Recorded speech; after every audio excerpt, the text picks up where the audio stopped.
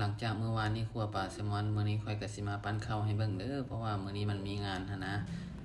มื้อนี้ลูกค้าที่มาจองก็บ่หลายปานใดประมาณ50คนนั่นแหละก็อีกตามลูกค้าถ้าลูกค้าหลายค่อยก็ปั้นหลายถ้าลูกค้าน้อยก็คือสิปั้นน้อยหั้นนะทุกคนข้าวที่ค่อยปั้นเนี่ยก็สิเป็นข้าวญี่ปุ่นโดยตรงเลยเด้อทางในมันก็สิมีปูอัดแล้วก็มีแตงญี่ปุ่นแครอทมื้อนี้ค่อยก็อยู่กัน2คนเด้อเพราะว่าถ้าเขาจะเอามานี่ค่อยก็คือสิได้มาปั้นข้าวถ้าเขาหยุดค่อยก็คือสิได้ไปครัวปลา